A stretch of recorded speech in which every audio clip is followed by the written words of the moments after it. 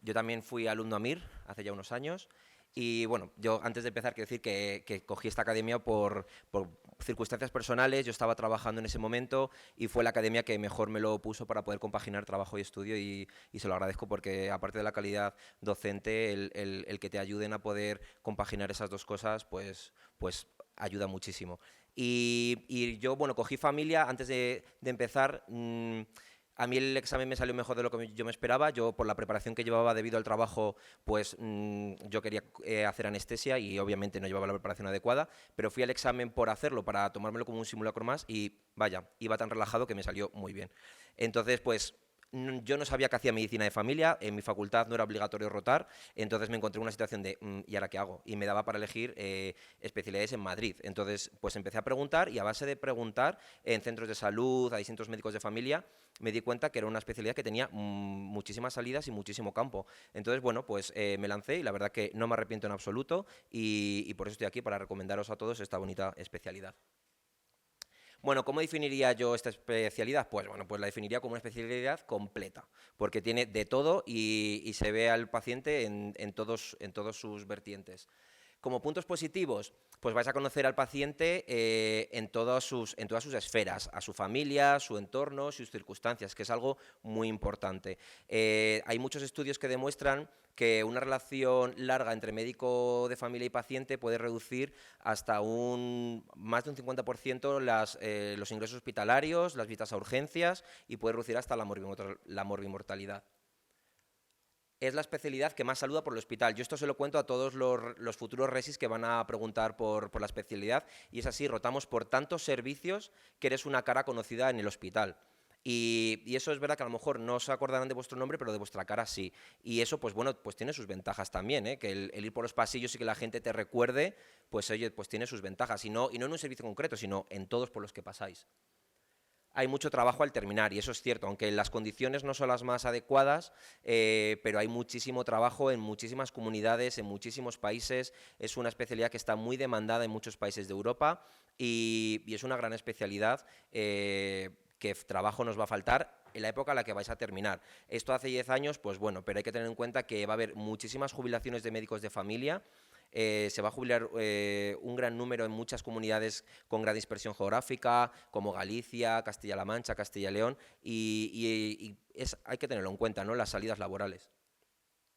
Puedes hacer tanto como tú quieras, como dijo la compañera, puedes hacer cirugía menor, ecografía clínica, dermatoscopia, puedes hacer vendajes funcionales, infiltraciones articulares, o sea que es una especialidad que depende cómo te organices tú la consulta y todo lo que quieras hacer y aprender, puedes llegar a hacerlo, siempre y cuando también el sistema te lo permita, ¿no? Porque es verdad que ahora mismo las agendas pues están saturadas y no, pero si te organizas bien puedes hacer tanto como tú quieras. Y yo de eso me di cuenta pues cuando fui a preguntar a los centros de salud. Hay médicos que les gusta mucho la gestión, otros que les gusta mucho la ecografía. Yo, por ejemplo, a mi tutor le elegí porque llevaba 15 años haciendo ecografía y me parecía una herramienta muy importante, tanto en primaria como en urgencias.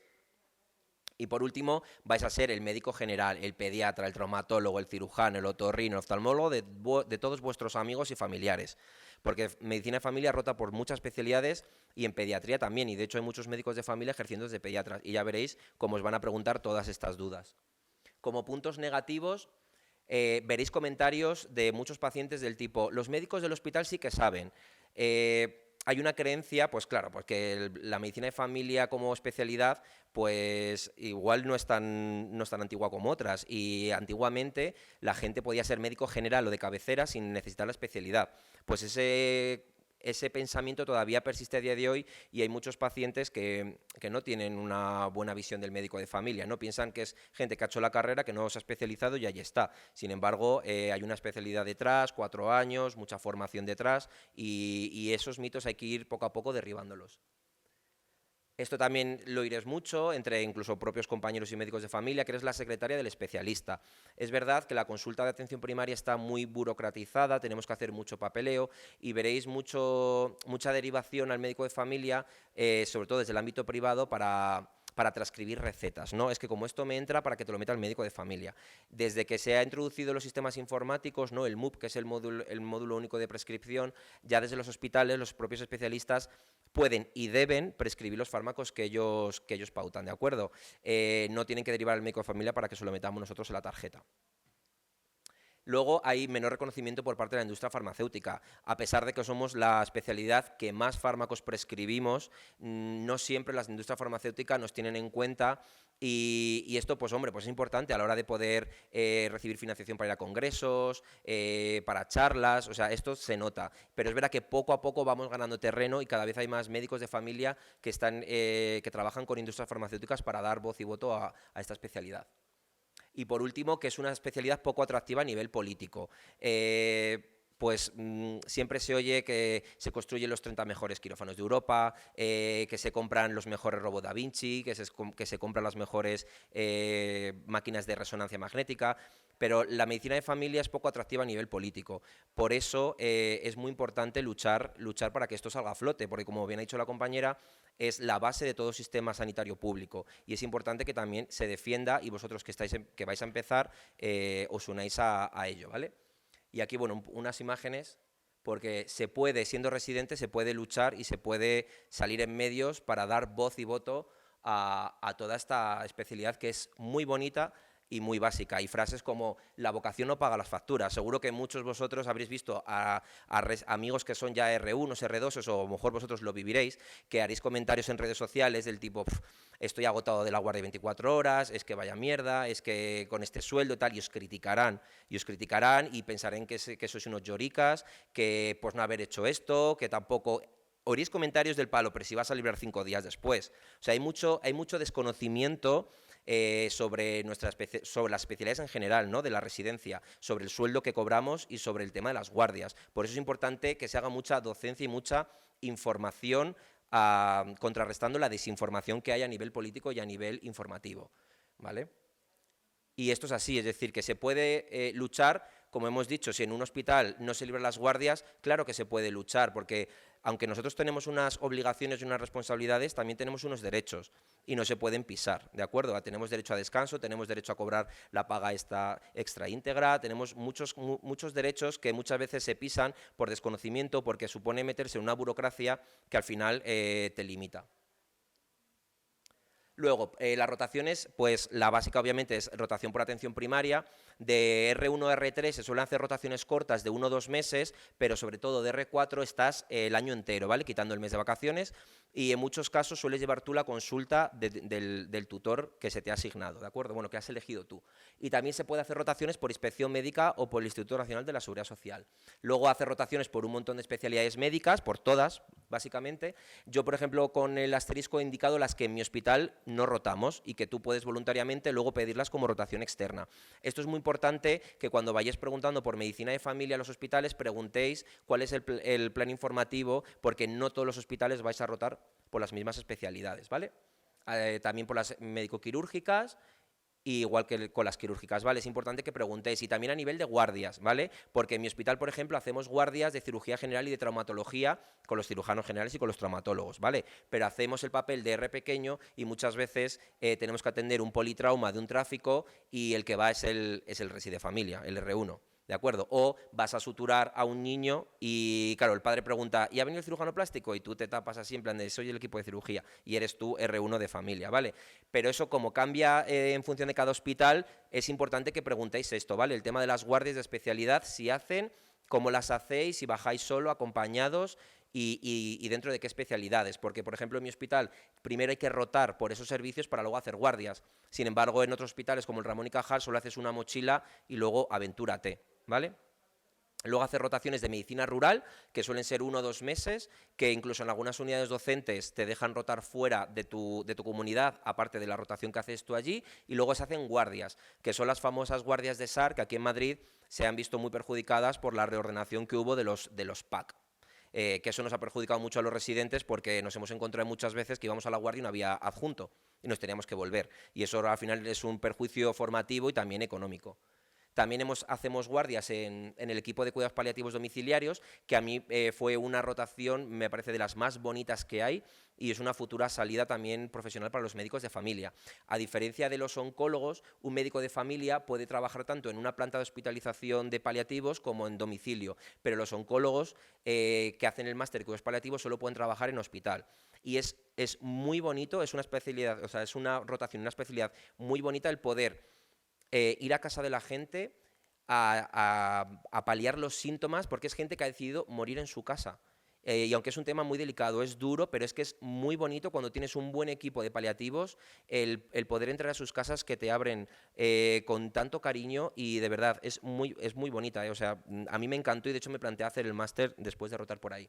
Y por último, las rotaciones externas, que siempre tienes 2 meses o 3 para poder rotar fuera. Esto es importante que preguntéis cuando vayáis por las unidades docentes y por los hospitales, porque cada unidad docente tiene más o menos laxitud a la hora de conceder las rotaciones externas. En mi unidad docente, por ejemplo, se han hecho rotaciones a Nepal, Perú, Argentina, Kenia, Reino Unido, y en cambio otras unidades docentes son más restrictivas. Siempre es mejor, obviamente, ir a un sitio que ya ha ido un residente mayor, porque no te van a poner pegas, pero cuando es un sitio de nuevo siempre cuesta más, pero generalmente si tú lo justificas bien no hay ningún problema, pero hay algunas que son súper restrictivas y no te dejan salir fuera de España, ¿vale? O sea, eso es importante que lo preguntéis. Luego, ¿qué puntos son claves para elegir hospital? Pues primero, el hospital, la ubicación, ¿no? La ubicación del hospital. No es lo mismo el Hospital del Mar en primera línea de playa que el Valle del Nalón, que está en Asturias, en una cuenca minera, muy bonito, que estuve allí rotando, o mi Hospital del Puerta de Hierro, que parece un centro comercial. Entonces, es importante la localización del hospital, es muy importante el transporte. Por ejemplo, en mi hospital sí que hay autobuses que van desde Moncloa cada 15 minutos, o sea, muy bien. ¿Qué pasa los festivos y sobre todo los superfestivos como Navidad, tal, que solo pasan cada hora? Como pierdas ese autobús, yo tengo compañeros que se han gastado 50 euros en Uber para llegar a trabajar ese día. Entonces, eso también hay que tenerlo en cuenta, la ubicación. Yo tengo compañeras que podían elegir familia en varios puntos de España y cogieron, por ejemplo, Alicante o Elche por la costa, porque querían mar. O sea, todo eso hay que tenerlo en cuenta, ¿vale? O la montaña, o dentro de Madrid, la gente que quiere el Clínico o el Marañón o La Paz porque tienen metro. Y en cambio, el Puerta de Hierro, muchos de mis coRs y residentes pequeños son del área, viven en la zona, es más cómodo, se lo conocen o han estudiado allí en la Autónoma. Entonces, todo eso es importante a la hora de elegir el hospital. Después las rotaciones por los diferentes servicios y, muy importante, más que los servicios en sí, el papel que juega el residente de familia. No es lo mismo un hospital grande que tiene especialidades de todo tipo, incluso alumnos, que en algunos hospitales la figura del residente de familia está un poco denostada, e incluso a veces te tienes que pegar con el alumno de la Autónoma de la Complu por un sitio, por una silla. Es así, porque encima muchos tutores con los que vas a rotar son profesores de esas universidades, entonces como tú eres el último mono. En cambio, en un hospital comarcal que casi no tiene especialidades, eres el resi de todos y te dejan hacer de todo y aprendes muchísimo. Entonces, es importante que el que quiera hacer familia pregunte muy bien cómo es el papel del residente de familia. En el Puerta de Hierro, por ejemplo, es una figura muy importante y muy valiosa y se nos tiene en cuenta en todos los servicios. O sea, que es algo a tener en cuenta. Y luego, depende del servicio, eres muy útil o no. Pero eso es algo que tenéis que preguntar. Luego el tema de guardias. No en todas las unidades docentes ni en todos los hospitales se hace el mismo tipo de guardias. Siempre se van a hacer guardias de urgencias y también guardias de primaria, que en nuestro caso son las guardias de rural. Pero en otras comunidades autónomas que los médicos de familia sí que hacen guardias de primaria, haces guardias con ellos. Dentro de urgencias hay unidades docentes aquí en Madrid que son trabajan de manera distinta. La nuestra, por ejemplo, nos permite en el último año decidir si queremos o no hacer guardias de urgencias. Sin embargo, otras unidades docentes de Madrid les obligan. Entonces es algo a tener en cuenta, ¿no? Preguntad si se hacen guardias de urgencias, cuántas al mes, qué papel desempeña y sobre todo también el ambiente que hay. ¿Vale? Porque es verdad que, por ejemplo, y sobre todo también la docencia y supervisión de los adjuntos. Hay hospitales, sobre todo grandes, que a partir de las 12 de la noche desaparecen los adjuntos y son los resi los que llevan el peso de la urgencia, que eso también, dentro de lo malo, pues lo que sacas de bueno es que hay mucha piña entre residentes, y en otros hospitales que tienes adjuntos, y en los comarcales que hay menos volumen de residentes, pues hay adjuntos a todas horas y te sientes arropado. Y luego hay hospitales en los que al residente se le tiene muy supervisado y no tienen pacientes a su cargo, y en la mayoría de hospitales desde R2 ya tienes pacientes a tu cargo, aunque obviamente vas a preguntar todas las dudas, están pendientes de ti, pero lo que nunca debéis consentir es que de R1 os dejen dar altas solo, porque eso no se puede, ¿vale? Luego, la unidad docente, es importante que en familia tú eliges el hospital, ¿no? Cuando se hace la elección, que en mi caso fue presencial, tú eliges el hospital. Pero luego hay, una vez que se reúnen todos los residentes de ese hospital, se queda otro día en la unidad docente y se elige el tutor. Porque cada tutor es un médico de familia asignado a un centro de salud y al final cambia su forma de trabajar. Yo elegí el mío porque hacía mucha ecografía, otros hacen mucha cirugía menor, otros les gusta la traumatología, otros les gusta otra cosa. Entonces, tenéis que preguntar y preguntar a los mayores, porque os van a informar sobre cada tutor y sus peculiaridades.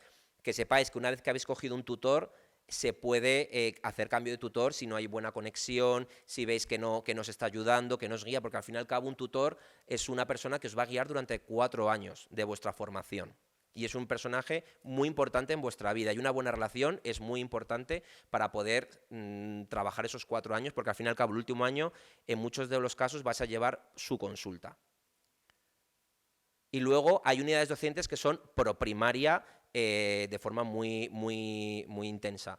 Entonces os van a restringir las guardias de urgencias. En Andalucía, por ejemplo, como muchos médicos de familia que han acabado se están yendo a la urgencia y se está quedando la primaria despoblada, pues en vez de elegir por hospitales y luego tú elegías los centros de salud que le corresponden a ese hospital, han cambiado la forma de elegir y son distritos. Entonces tú eliges un distrito con X centros de salud y te puede corresponder ese hospital u otro. Es decir, por ejemplo, aquí en Madrid, tú eliges que en Madrid hay una peculiaridad, por quien quiera coger familia aquí en Madrid, es que se coge conjuntamente Puerta de Hierro y Escorial. Y el problema es que generalmente la mayoría de gente coge primero el Puerta de Hierro, porque es un hospital intermedio, mucho más grande que el Escorial, y mucha gente no lo sabe. Entonces hay gente con menor número que piensa que luego eso se reparte de forma aleatoria y no. Entonces también tenerlo en cuenta, en función del número que tengáis, que hay gente que se ha tenido que ir al Escorial, que está pues en la otra punta de la Comunidad de Madrid, y porque pensaba que se cogía de otra forma. Pero imaginaos eso, que yo cojo el centro de salud de Monterrozas, porque yo, o sea, por el sistema este andaluz, y que yo quiero ir al Puerta de Hierro y deciden que no, que yo me voy al Escorial. Entonces en Andalucía lo han hecho así porque está habiendo mucho problema con los médicos de atención primaria, porque se están quedando sin ellos. Y luego otra cosa importante es que en Madrid está habiendo mucho problema con la falta de tutores, ¿vale? Como los médicos de familia están cada vez más agobiados con las agendas y están saturados, no les da tiempo a formar a residentes. Entonces está habiendo un par de años que se están negando a ser tutores y eso supone un problema. En mi hospital, de hecho, este año se ofertan 5 plazas menos que el año pasado porque no hay tutores, porque es una figura imprescindible para el residente. Y luego también hay que tener en cuenta que hay tutores jóvenes que no tienen plaza fija, que cuando sacan una posición se desplazan o le desplazan de su sitio, y eso a veces es un problema, porque si se va dentro del mismo área no hay problema, te cambias de centro de salud, pero si se va a otro área distinta o a otra comunidad, te tienen que cambiar de tutor. Y luego peculiaridades, pues las que os he contado, la del Puerta de Hierro Majadahonda con el Escorial, en Andalucía, en Canarias, por ejemplo, hay un plus de insularidad, en Ceuta y Melilla también, es decir, son pluses económicos que se dan a los residentes que cogen plaza allí, ¿vale? En Cataluña, por ejemplo, muchas especialidades acaban a las 5 de la tarde, pero familia no tiene ese hándicap, salen a las 3 igualmente, pero, por ejemplo, hay otro tipo de peculiaridades que si queréis luego con la ronda de preguntas las vamos contestando. Y las rotaciones externas, como ya os he dicho, hay que preguntarlos porque hay unas que son súper restrictivas y otras que son más laxas. Este es el número total de plazas que están convocadas para este año en familia, repartidas por comunidades autónomas. Que sepáis que hay 119 plazas más que el año pasado, pero hay que tener en cuenta que el año pasado se quedaron 200 plazas de familia sin cubrir. No se cogieron. Y por último, ¿qué opciones tenemos al terminar la residencia? Pues obviamente atención primaria, que ya puede ser trabajar en un centro de salud urbano, uno periurbano o uno completamente rural. Y también podemos trabajar como pediatría en centros de salud. Aunque esto lo están intentando, por una parte, eliminar, pero es que pediatría es una especialidad que casi siempre se quiere subespecializar y no es muy atractiva la primaria para ellos. Entonces, al final, esos puestos se tienen que cubrir. Y si tú estás en un centro de salud rural que no hay pediatra, vas a hacer de pediatra, igualmente. Luego, en los PAC, SAR, SWAP, que son los centros de salud de urgencias extrahospitalarias, que cada comunidad lo denomina de una forma, que son guardias como de urgencias, pero en un centro de salud. Por último, los equipos de cuidados paliativos domiciliarios, que ya os he dicho que es una salida muy bonita, las urgencias hospitalarias, que cada vez está ganando más auge hasta que salga la especialidad en sí de urgencias y emergencias, pues de momento la mayoría de urgencias hospitalarias se están nutriendo de médicos de familia que les gusta la urgencia. Las urgencias extrahospitalarias tipo Suma 112, que aquí en Madrid hay que realizar un máster para poder trabajar en ellos, la medicina general en el ámbito privado como cualquier otra especialidad y por último la medicina estética, que también. Y aquí os voy a indicar los máster que están más de moda en medicina de familia. El de urgencias extrahospitalarias, que aquí en Madrid hay 2 que son muy famosos y que aquí en la Comunidad de Madrid te exigen tener este máster para poder trabajar. El de urgencias hospitalarias, que mucha gente lo hace, pero que realmente haciendo cursos y formándote y reciclándote sería suficiente. El de medicina estética también es muy famoso y lo coge mucha gente. El de paliativos, el de pediatría, de atención primaria, también hay varios másteres que se ofertan y de primaria hay un montón. De vendajes funcionales, de ecografía clínica, hay un montón. Pero también tenéis que tener en cuenta que los másteres muchas veces es para sacar dinero, pero que para ciertos campos como la estética, el 112 y tal, son estrictamente necesarios, pero otros hay que plantearse si realmente me voy a gastar ese dinero o no, pudiendo haber otras opciones, ¿vale? Y por último, ¿qué especialidades afines? Pues yo creo que en la medicina interna, que todos lo relacionamos con el Harrison y no con este Harrison, y como no la geriatría, porque en medicina de familia vemos mucha geriatría, tenemos muchas residencias asociadas a los centros de salud y se está últimamente geriatrizando las urgencias y los hospitales. Y nada más, muchas gracias.